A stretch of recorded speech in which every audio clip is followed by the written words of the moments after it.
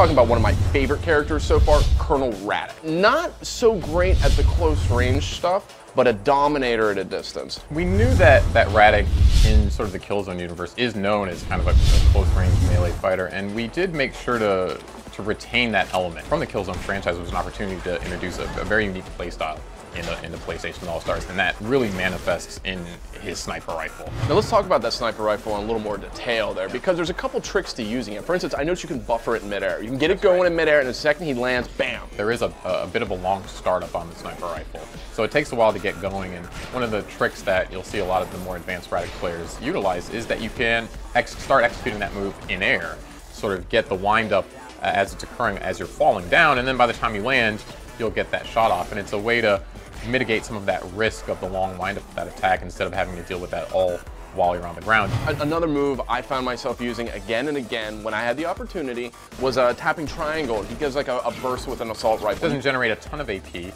doesn't have a ton of distance, it's pretty good at mid-range, but it's something that players have to pay attention to and deal with, and that also is something that, again, is centered to Radec's style. Now up close though, he does have a couple strong moves, particularly that hand shotgun he uses. Yeah. There's a couple of, he has a combo that uses that, and it's also really effective in midair. So his throw utilizes that shotgun really well. He sort of teleports behind an unsuspecting opponent and fires that shotgun behind him and send the opponents flying. And of course, that's all Radec wants to do really, is just get guys to the other side of the screen. He's got a pair of moves that complement each other perfectly, and they involve grenades. We actually did something really interesting with Radec in that we gave his grenades two different properties. So the more long distance grenade, this is performed with down triangle. There's a little bit of a bounce on it, and I know a lot of sort of skillful first person shooter players like to apply the strategy when they use grenades. You try to bounce it off the ground to give it a bit of additional range, and then when you do that, it explodes at a really nice predictable spot. And so Radec, it has exactly that kind of functionality.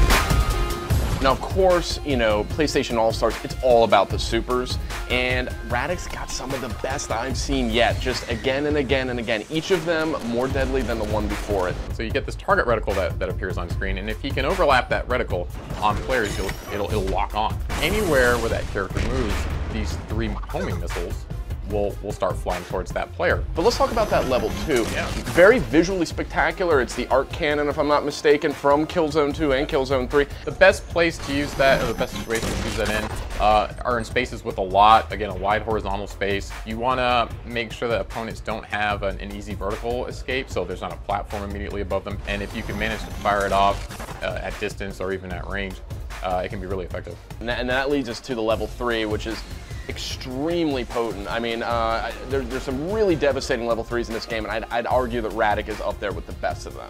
It's a really chaotic moment. So when it comes to Colonel Radec, what kind of player is going to gravitate to him? If you're that guy who loves playing first-person shooters, immediately goes for the sniper rifle and sits on the hill and just rains chaos down on everyone else who's playing the game, I think Radec's going to be the character for you.